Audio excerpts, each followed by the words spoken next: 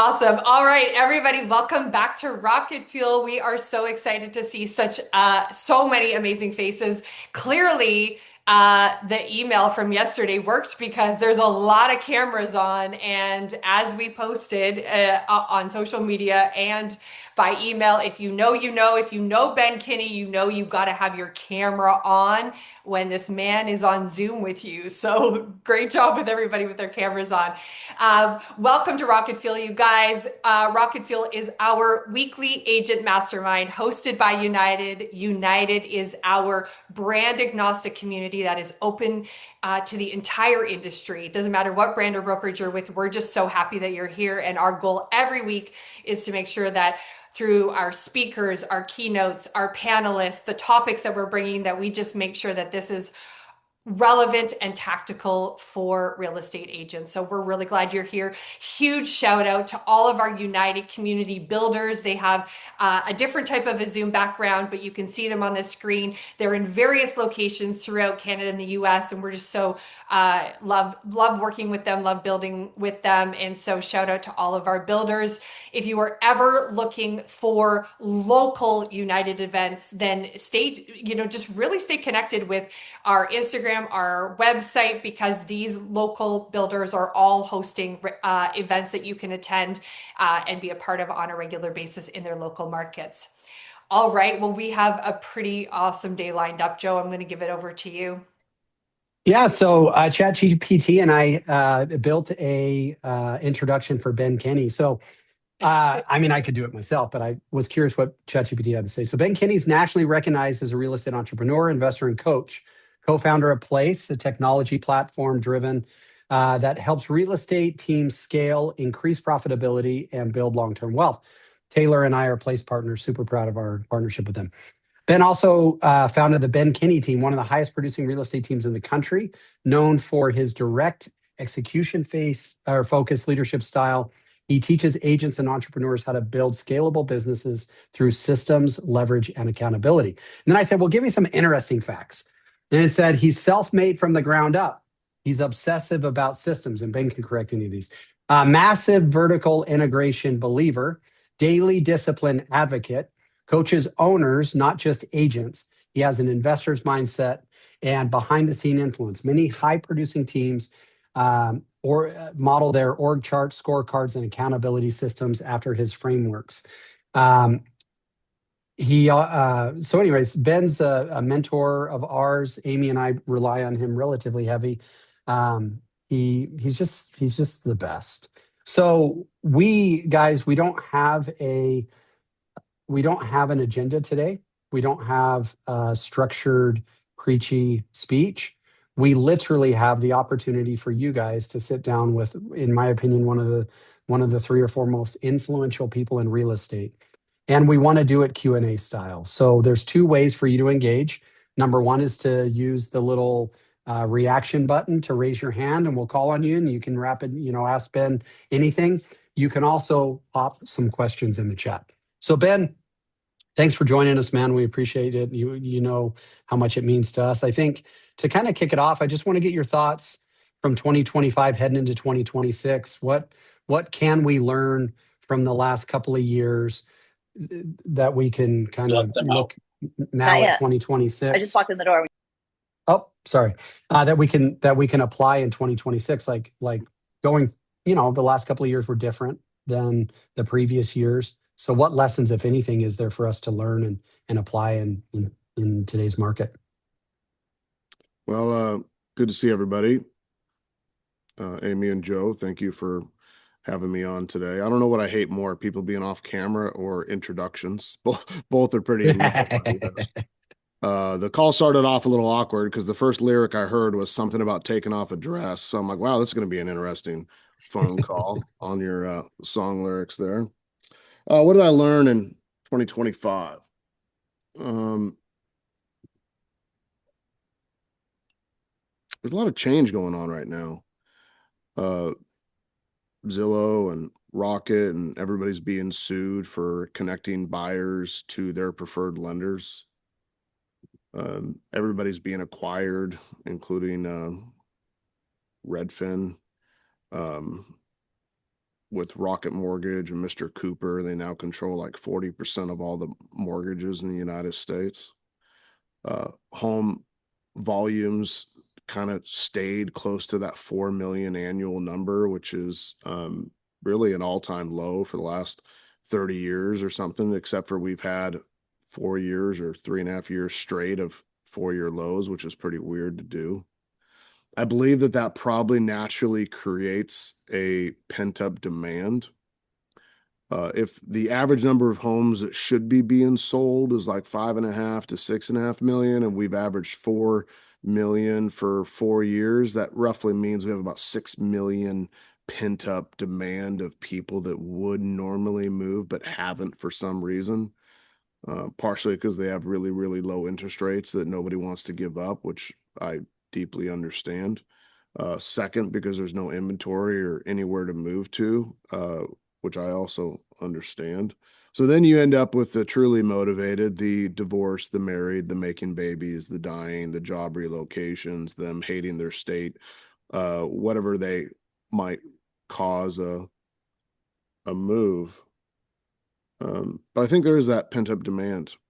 And I think that our opportunity right now is to reach out to everybody and let them know that we are not the tender of real estate. We don't just touch base with them every 8 to 12 years as a one night stand, that we're actually available for them on a regular basis. And we're there to talk to them about their real estate related plans and their questions about their house. Like, we want to be more in a LTR, long-term relationship, Christian mingle, farmers only, that kind of relationship with our customers.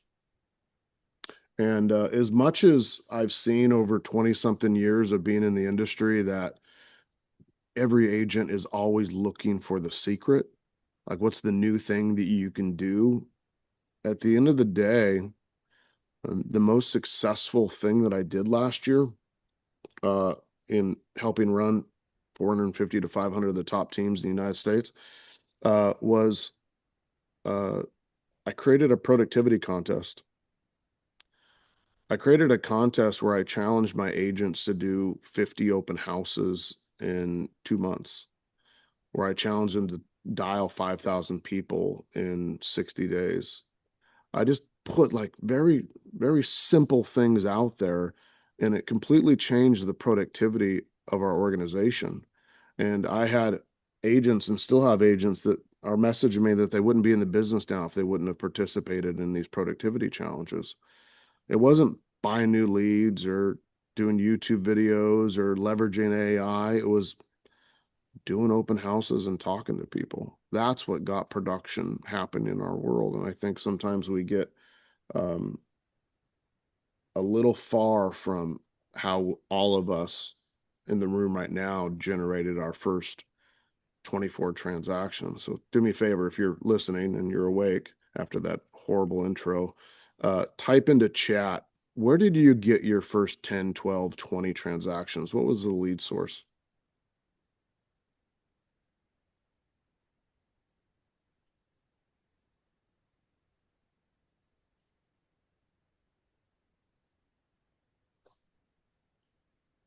See that, Joe and Amy? That's most of that door knocking, sphere, and open houses. That's 80%. Yeah, what do most people spend 80% of their money on? Not that. They start building a team and they start having their agents do everything but those things. That's weird to me. So maybe what I learned in 2025 was to get back to doing the things that actually matter, getting face to face and belly to belly with people that have real estate related questions. That's my initial first thought. Yeah, I love that. What you counsel and work with a lot of team leaders who I know we've gone through it on our team, transitioning from, like you said, having agents in their world that do everything but the things that are probably going to bring them success. What are the keys for people to get back to those basics, either themselves or leading others into it? I think you just got to pick a challenge, assign a number to it, and commit to it. And the mistake people make is they come up with annual goals or half year goals or quarterly goals, but Real estate's won a day at a time. At most, it's won 30 days at a time or a week at a time. So come up with something to make a massive change in your world as fast as possible. And then you aren't going to win every single day, but you'll win most of them if you start focusing on it that way. I love that. Amy, Amy I'm Ness. writing that down. I'm writing that down because we're starting a sales challenge with our team tomorrow. So I'm literally going to use that exact line. Well, I think real estate one a day at a time is a great. I mean, because so often we get into production goals, and it's like, well, what are you going to do in 2026? And then you get Yeah. to July or August, and you're either on or massively off track. And so it's like, well, let's reset our goals. I think focusing on the daily is really good. Uh, I mean, here's the truth. You could drop Amy, Joe, myself off in a town naked, and if we had 24 hours, we could find a listing in Yeah. any town, anywhere in the US or in the Canada, US, as I like to call it. Like anywhere between the 50 states and our 51st state, like you could drop us out there and we would find a listing. But why is it such a challenge for our team members and for our teams and for our organizations when we got away from that to do those sorts of things? When we knew if we had to, if our lives depended on it, if our kids depended on it, if we had to pay our mortgage or feed our kids or deal with some emergency, we could figure it out in a day. Why do we give everybody months and months to solve a problem that could be solved today? Yeah. What do you think is actually getting in the way? Well, I think 80% of everything we do every single day is a waste of time. I think 80% of what you spend your money on is a waste of time. I think 80% of the appointments on your calendar are other people's priorities, not yours. I just think we spend a lot of time in things that don't matter, and it slowly eats away at your soul and your energy and your results. And then you just get used to that kind of rhythm of doing stuff that doesn't matter. But what if you just So, only did things that mattered? That would change your world.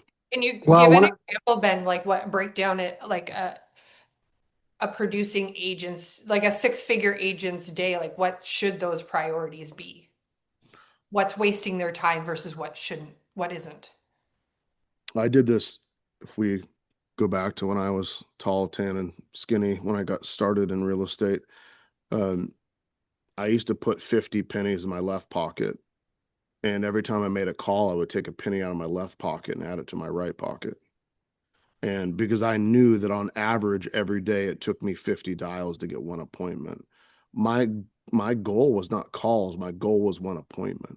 So that I had somebody to meet with that afternoon to talk about real estate with, buying, selling, investing, whatever it might be. The goal of a six-figure real estate agent should be to have an appointment every day with somebody who wants to talk about real estate, and that's it. And all your activities should be based around that one thing. But you spend all your time working on things that will generate business in 3 months or 6 months or a year, not things that would generate business today. And that's why you don't get checks for 3 months or 6 months or a year. When you spend your time on things that generate money today, you could get paid today. and so one of my longstanding Joeism theories is that so many people are in the industry not because they want to work the way successful people work, but because at a closing table or a friend of theirs is, like sold them a house, so they saw 15 grand on a HUD one and were like, well, sweetie, you could do this. And so they get their real estate. I mean, how much of it is nature versus nurture as far as people coming into the industry? And like you've worked with so many agents. How how are you able to find the people that are going to change? Like, how much do you bang your head against the wall talking to people who are just like, dude, nothing I can do is going to change this? Versus, like, how do you find people that will take your leadership and do the things regardless of how they got into the industry? Well, we all give loans to people. Now, we don't all give people money, although I've given a lot of people in my life money, but we do loan them other things, our time, our assets, our database, our energy, our technology, or whatever. But I just made a rule kind of early on that I don't give loans to people that show up after me and leave before me. Why don't you just think about that conversation? I just don't do it. So I looked to somebody like a single mom who's always worked hard and worked two jobs or was a waitress or whatever it might be that just grinds and grinds and grinds. I look for people that have a work ethic in whatever career they did prior. And it shows me that they're willing to put in the hours, the time, and the energy, because in my business, then I know they will too. Instead, we find a bunch of people that hadn't been doing much at all and they bounce from shit to shit to shit because they're looking for something easier, easier, and easier. And we expect all of a sudden in this new career for them to show up. I don't know. Yeah, we think we can change people. So you're saying you look for people who are already doing the thing. They just need that opportunity to do the thing that, you know, I love that. Amy Joe, Ness, you've been yeah, waiting. I was just gonna say Amy has her hand up. I always have my hand up. Hi Ben, it's We, been a few we years, like your probably we over a like your input. decade. Huh? We like your input. Hey, thanks. Yeah, so it's been over a decade, Ben. I've seen you grow and watched everything you've created over time from afar. I don't want to take a lot of time, but I am curious. I'm very big on the 80/20 principle and what time is wasted in mine because time is my most valuable resource. And so I just wanted to ask a quick question, and that is in 2026 going forward, what would we start doing more of on social media? What would we stop? Oh,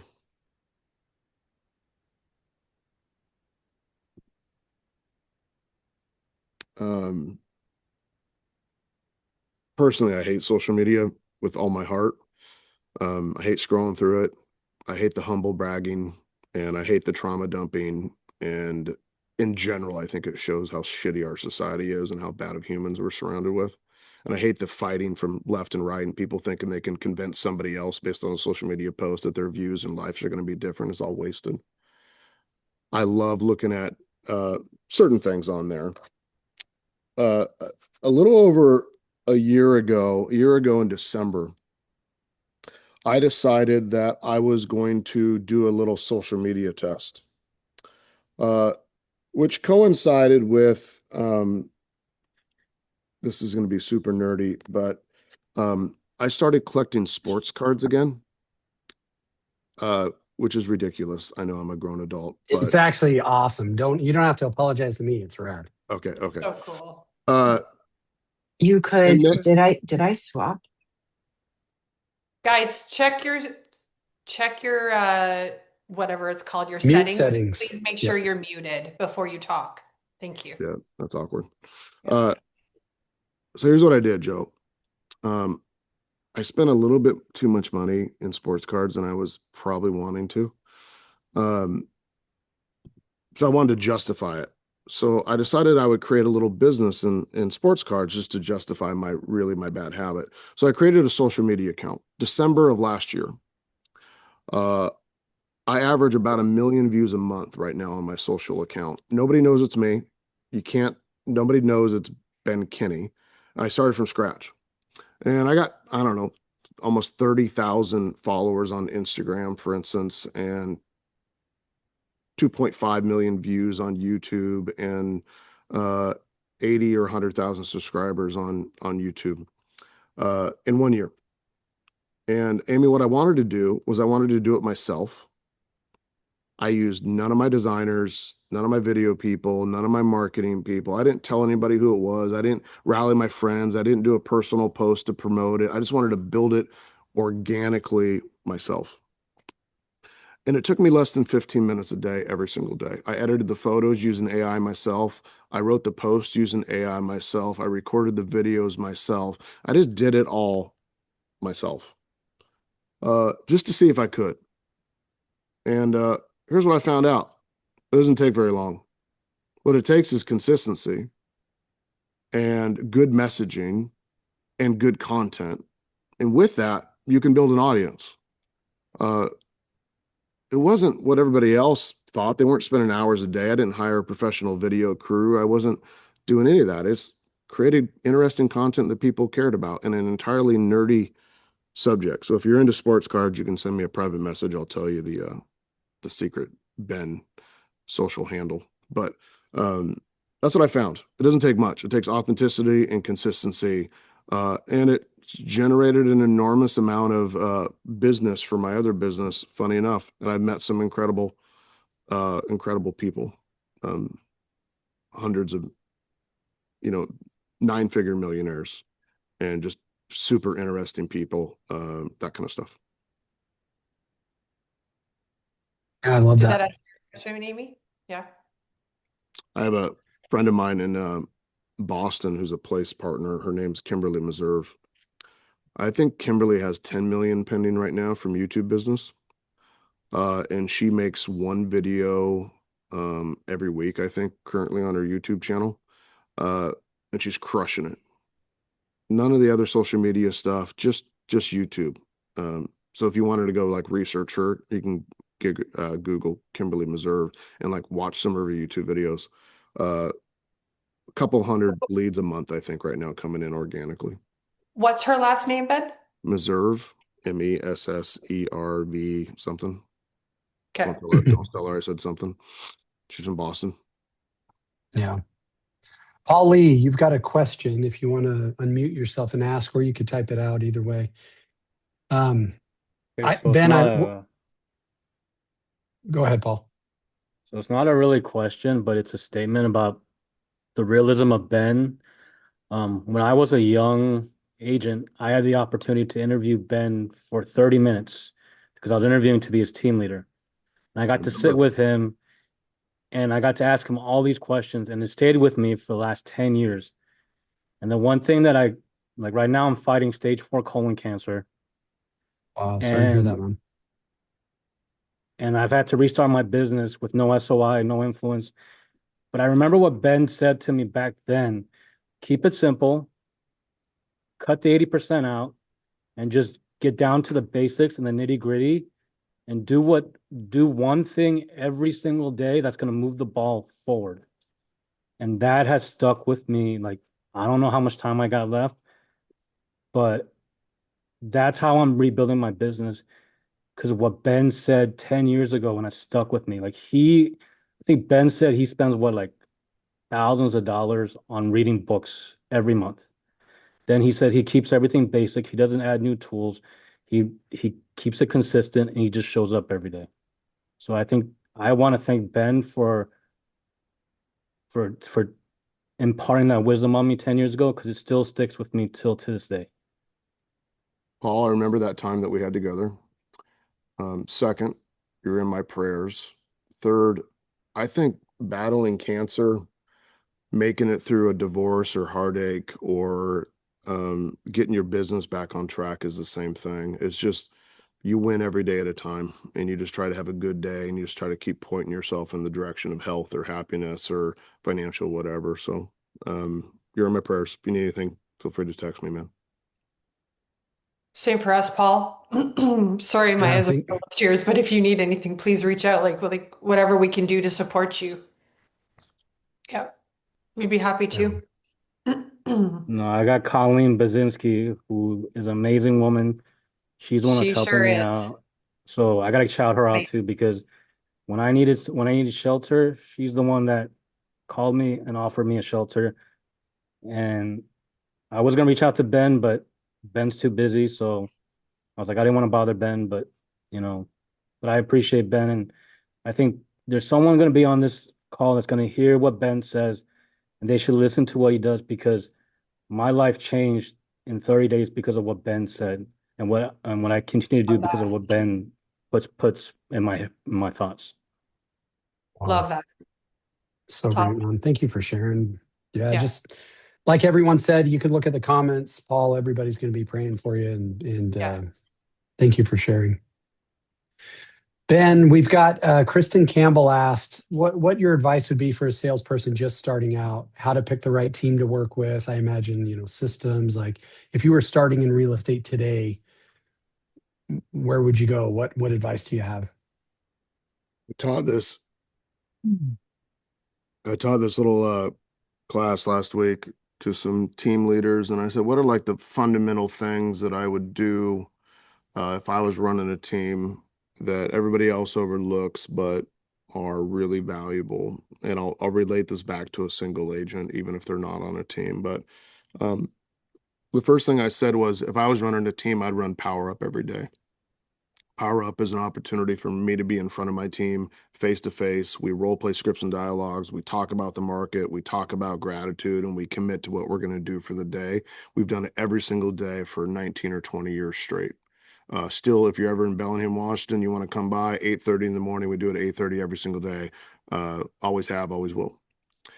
The number two thing that I required my new agents to do when they got started was to go preview 100 homes as fast as possible. And a lot of people are like, wow, why would you have them do that? Well, imagine if you walked into a Ford dealership and you said, hey, do you have any trucks for sale? And the guy was like, I don't know. You go into Best Buy and you're like, hey, I'm looking for a laptop. Do you have any laptops? And the guy's like, no idea. Like, part of our job is knowing the inventory that are on our shelves and being inside of them and being able to talk about them. And as a brand new agent, your inexperience will show not by how many days you've had your license, but by how much you know the market and the inventory. You solve that by getting into as many homes as possible.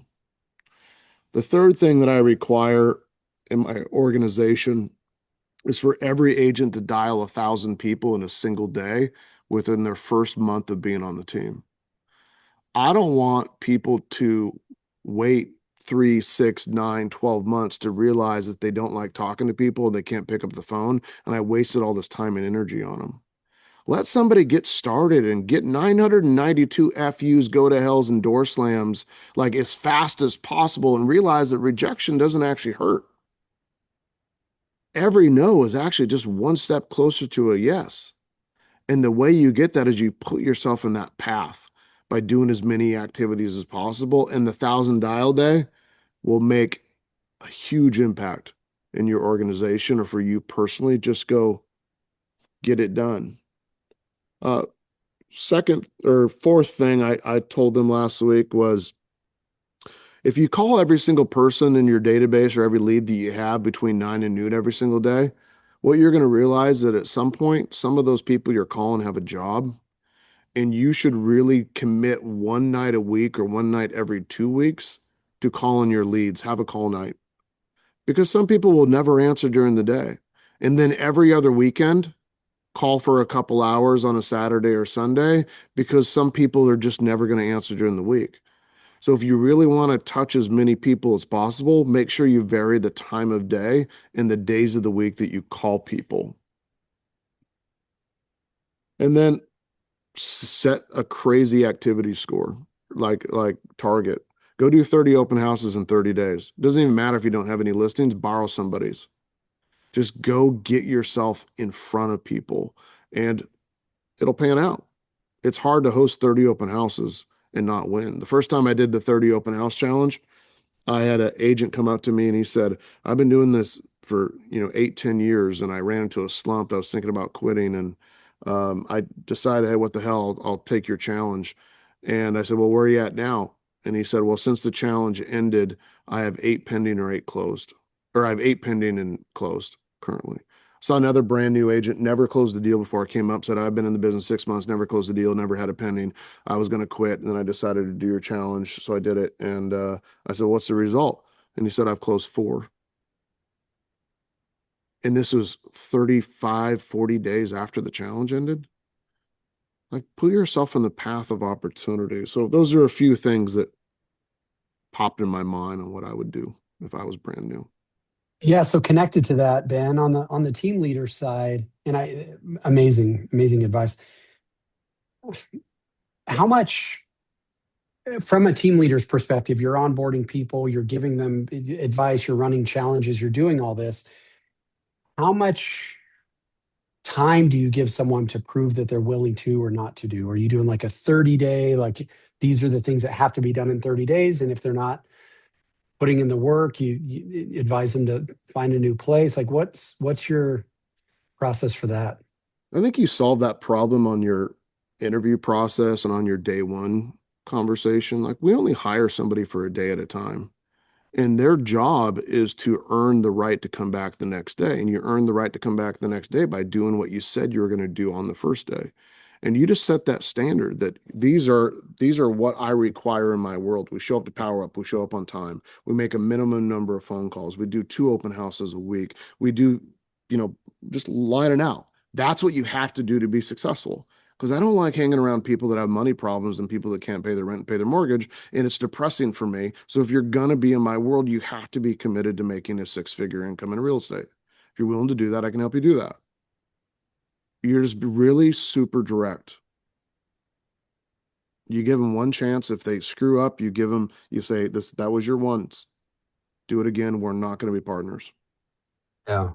Well, one thing that I think, I don't know if you guys are aware of this, but different, Taylor and I have always been a team where our main attraction mechanism was lead generation. So we would find agents, that wanted to have leads generated for them. In our relationship working with you, Ben, and what you guys are teaching at Place, maybe if you could talk a little bit about the psychology of what the offering is to be a part of your team or the teams that you coach and mentor. It's not all about come and get leads. You guys very much focus on the creation of a real estate entrepreneur and that team economy, as opposed to just come and trade your time for leads distributed. Yeah. Can you see that okay, Joe? Yep. I call this my lead gen wheel, and I draw it on with a Sharpie on a piece of paper for any agent interview I ever do.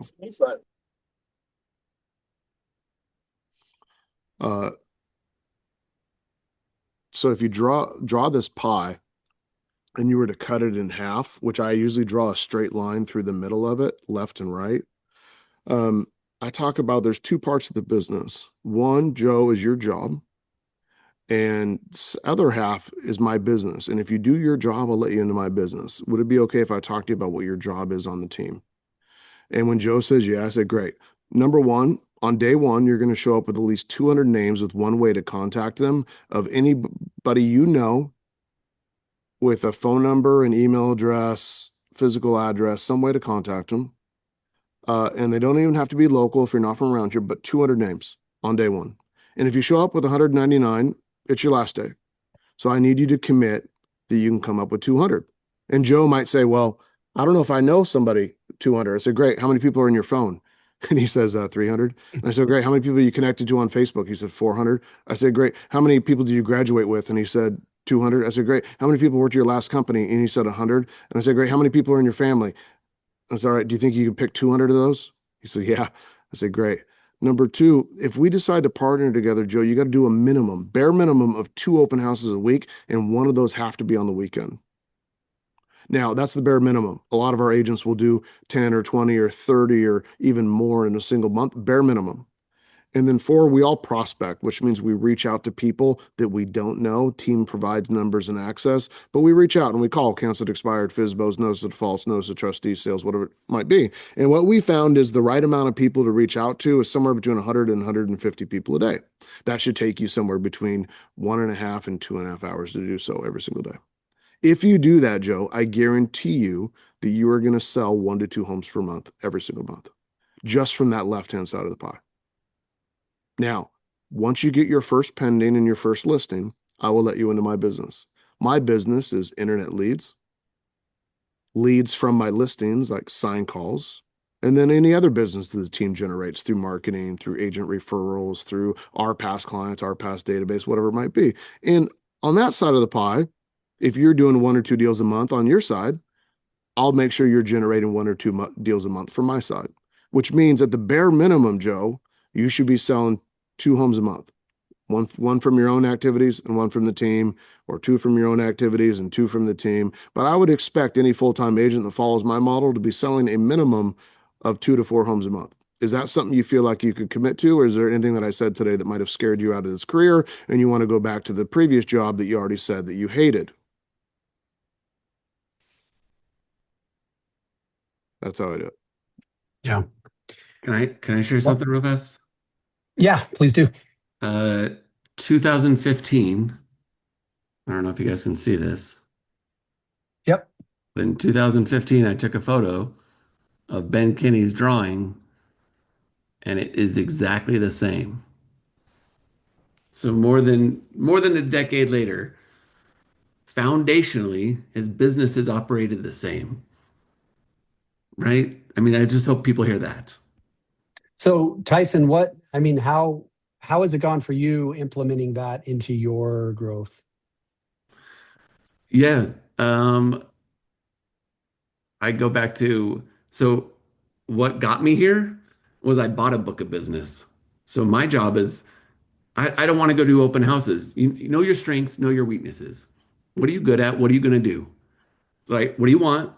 What are you willing to do? Then go find a way. And I'm working on absorbing more businesses, more databases of agents that want to get out of the business. So I'm having more conversations with those people. Hmm, interesting. Yeah. So Ben, what do you say to the agents who spend, like we're getting a new Fed chair. I think people are excited for potentially low, the continuing of lower interest rates. How do we build a business, and I think you've already answered a lot of this, but a business that's not dependent on magically getting interest rates down to 5% and things like that. Like what are the people doing, which I'm guessing is going to be a lot of the elimination of the 80% waste and things like that. But how do you help someone overcome the mentality of, man, this market needs to improve? And a second question to that is, I somewhat have a theory that all of the people who've been working so hard these last couple of years, like you said, units are way down. It's been a way different economic challenge for real estate agents than the recession was. Um, I have a concern that as the interest rates, if we see some improvement there, as we get back to a normalized market of 5 million, 5.5 million sales, that we're going to see all the people who've been grinding these last 3 years wanting to let their foot off the gas. And all the people who've been driving Uber the last 3 years are coming in and going like, oh, awesome, I can now practice real estate. Like, um, probably threw a lot at you, but how does somebody keep their focus, especially if they burnt themselves out the last couple of years? How are people finding energy to keep moving in this market as the market continues to shift? I don't want to confuse uh, activity as being directly always correlated to results, because really what it is the right activity. And we could have an agent that called 1,000 people a day every day for the last 3 years, and when the market recovers, their business never increases because they don't understand that this is a relationship business. I built one of the biggest, most valuable companies in prop tech history, um, valued over $2 billion today based on our most recent unannounced numbers. Um, and 80% of all of our business comes from referral. It comes from relationships. It comes from people like Paul and Tyson remembering things that I shared in the past and them coming back and seeing me again and saying, hey, everything except Ben's weight has been extremely consistent for all those years. Your database, your activities you do every single day is about collecting relationships. And then the secret is maintaining them, because when you maintain them, when the market recovers, it pays a compounded return. It pays massive uh, dividends. But if you aren't in the relationship business, you'll always be stuck in either the activity business or the paying for leads business. So you got to make sure that you're building both sides of that. And by the way, when you're in the relationship business, even when the market's bad, you can still survive.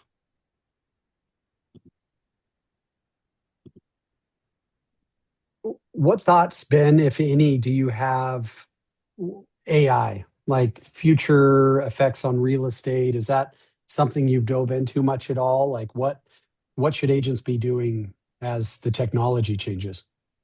I have a whole team of engineers that are building different AI products for us right now. We've built some really, really cool stuff. Um,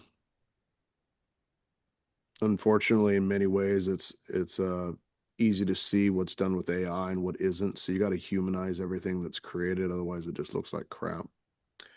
But the purpose of technology and why I'm not worried about the real estate industry is to create time for us so that we can do what matters, which is building the relationship and helping people make the right decision.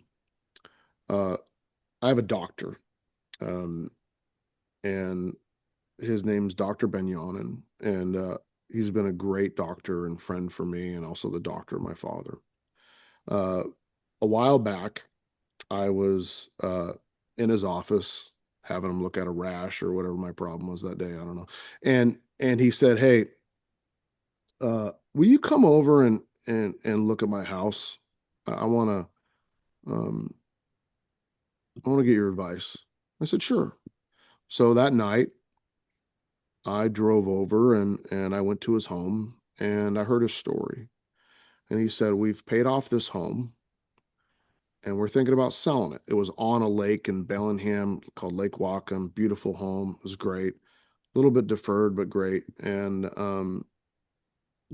he said, "We're thinking about selling and we want to buy this piece of land and we want to go build a house on this piece of land." I said, "Great. Tell me why." And he said, "Because the property taxes are going up so quickly. I I haven't done a good job of saving for retirement, and I had to start over from another country. He came from the former Bosnia, Yugoslavia area, and he had to restart in America. So he doesn't have much of a retirement. So he's going to be on a fixed income when he retires, and he's worried that the taxes would eat him up." So we had this conversation, and he went and showed me the piece of land that he wanted to build a house on, and he told me what size house he wanted to build and what he wanted to have on it. And I was doing the math and um, kind of figured that out. His house was worth 2 million. The house he was going to build, by the time it's said and done, he was going to be $1 million into it. So he's not going to save an enormous amount of tax. So I asked him the question. I said, "Well, what else do you own?" And he said, "The only other piece of real estate we own is we own a condo in Vancouver, Canada. It's paid off. It's win for Amy, and it's rented out, but we don't make a lot of income on it because the dues are a lot and the HOAs there." And I said, "Okay, what do you think it's worth?" And he told me the answer. And I said, "Here's what I would do. Do you love your home?" He's like, "Yeah, we raised our kids in it." And "Do you really want to move?" He's like, "No, but I feel like we have to." So I showed him the math of how much he would save in taxes, which was about $1,000 a month, 12,000 a year if he bought the land and built the new house that he wanted and sold his. So what I did instead, I said, let's sell your condo in Canada. I'll help you find a great agent. And let's take that $400,000 of Canadian pesos and let's bring it down to the United States and let's buy a rental property. And we helped him buy a duplex. That duplex I helped him buy brought in nearly 4,000 of net income a month. So he went from trying to save 1,000 a month to now making $3,000 net difference more and getting to keep the house that he always wanted to keep. I didn't get a home sale from it. I didn't even keep the referral fee from the Canadian agent. I just asked to give my doctor the discount, but I did what was right. And my point is that technology doesn't do what's right. Technology just answers the question of what's proposed to it. But we're in the problem solving business. And in order to solve problems, you got to ask an enormous amount of questions about the goals and needs and whys and dig into to their wants and his bride's wants and all that stuff. And I came up with a solution. And he said, "I've met with 4 or 5 other real estate agents and none of them came up with this plan. They all just gave me a price on what my home would sell for." That's what AI and technology won't do. And that's what the wrong type of real estate agents do. But the right type of real estate agent looks for a solution that solves the long-term problems of the human. Maybe that story resonates with some of you. That's so good.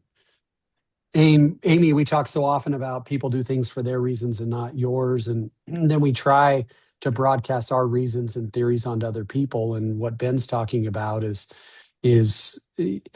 you may go to an appointment for one reason, and then you discover that the actual reasons and needs of the person is so much different, and finding creative solutions. I mean, I hope you guys felt what Ben was saying, because if you do things for the right reasons and for the best interest of the people, you are irreplaceable. Guys, we got a few more minutes left. If you have any questions, now's a great time to ask. Ben, what's got you excited for this year? What are you in the industry, in your business, in the business of the people you care about? What are you excited about? I also would like to see where you think the market's heading, like Yeah. what signals you're watching or what you're paying attention to, what direction you think we're going. I think rates will hit mid fives this year, even though all my loan officers disagree with me, but I have a strong conviction that that's going to happen.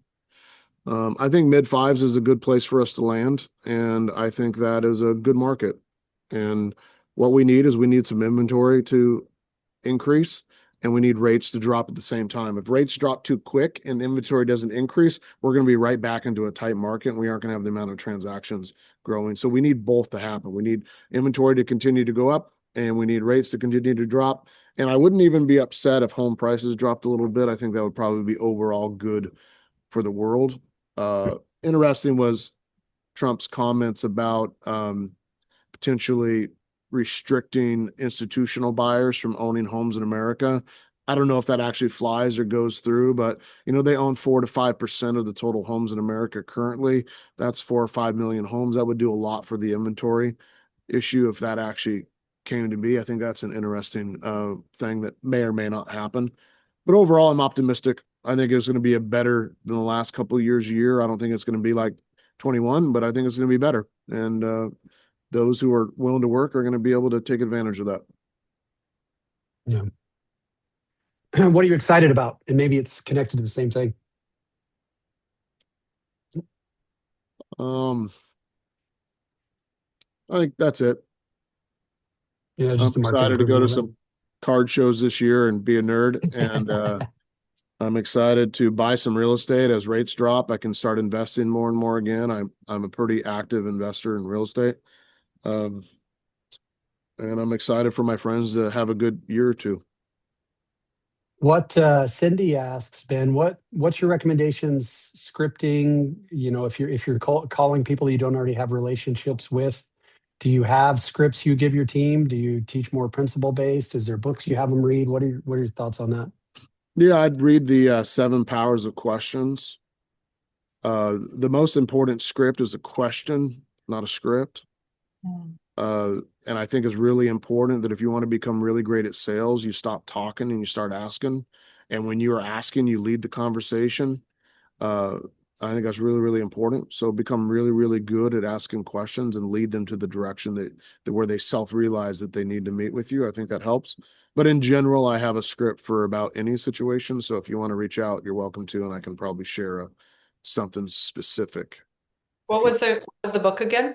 7 Powers of Questions. It's kind of old and outdated, but it's great.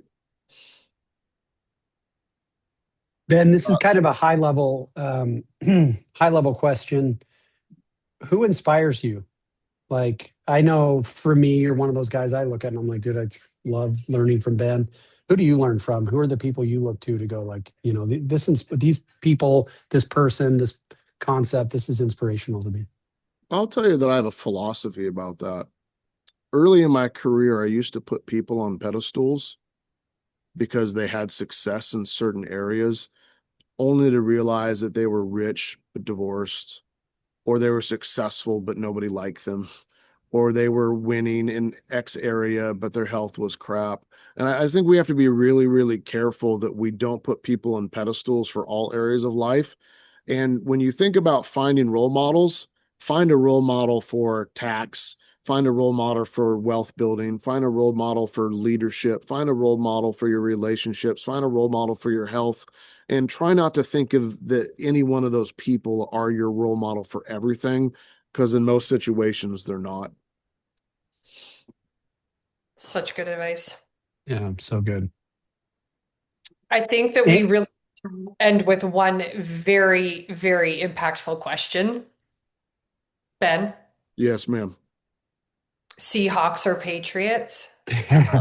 I feel like we don't even need to I answer think we that. know the answer. Uh, I have bought like 7 Sam Darnold rookie cards in the last 7 days. Like I'm all in on Sam, who's had a crazy career of playing for like 5 teams Crazy. before he's finally getting his mojo. So I'm excited for the Seahawks to win a Super Bowl again. Drake is not going to win, Watch it. Jose. Are you gonna go? Maybe. I went to the last one. We'll see.